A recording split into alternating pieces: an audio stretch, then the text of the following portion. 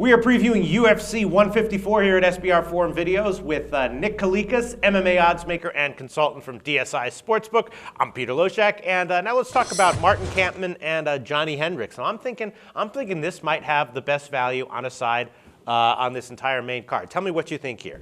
I'm thinking that Johny Hendricks minus 135 might be the play here. Now Kampmann, of course, is great. He's beaten Condit, but you know a lot of his recent fights, you know, he won them, but they kind of took a lot out of him. They were come from behind sort of fights. And against Hendricks, is he going to be able to do that again? I'm not sure. How much of those fights take out of him? I'm not sure. I'm thinking maybe Hendricks minus 135 is a decent bet. What do you think? It depends. I mean, it's one of these pick'em type of fights for me. I don't know. I wouldn't say it's a decent bet. I think it's a true pick'em fight. Now, Johny Hendricks is obviously going to have the wrestling edge on paper, and I think he will inside the cage as well. But Martin Kampmann's wrestling is decent. His takedown defense is really good. It's always improving. His offensive wrestling is getting better all the time, too. And once you do put him on his back, he's got the BJJ game, and he tends to get back up pretty quick, too. So I think most of this fight's going to play out on the feet, believe it or not. And on the feet, Martin Kampmann's going to have the edge. Now, that's the technical edge, but the power edge definitely goes to Johny Hendricks, and he's been knocking people out. I mean, you can't argue that at all. He definitely has the punching power, and Kampmann's chin has been suspect. Exactly. That's the problem here. Exactly. So that's my biggest concern. But outside of Kampmann's chin, against Ellenberger too, I made a play on Martin Kampmann against Jake Ellenberger. Now the concern there was the chin again.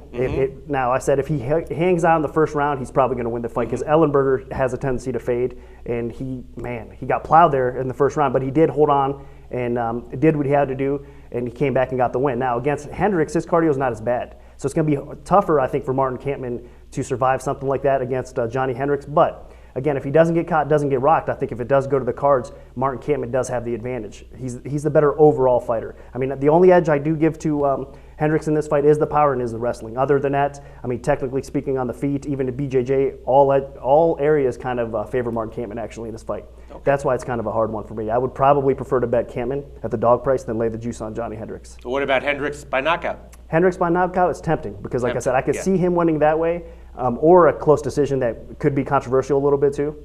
I could see that happen for Hendricks too. I think if it does go to the cards, it's going to be one of those that we're not sure, you know, how the judges scored it. All right. Well, my pick on this is Johny Hendricks.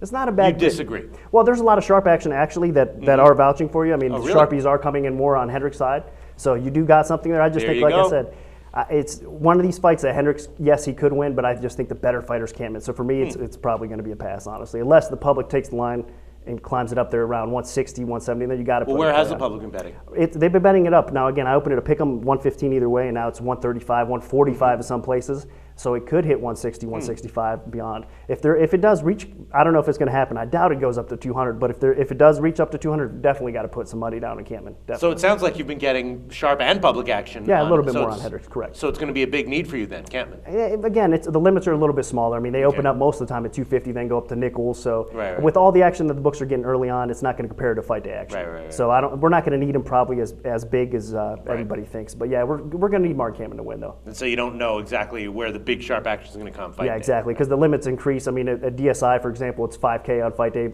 sometimes more. So people are going to be throwing down those 5K bets. Yeah. Okay.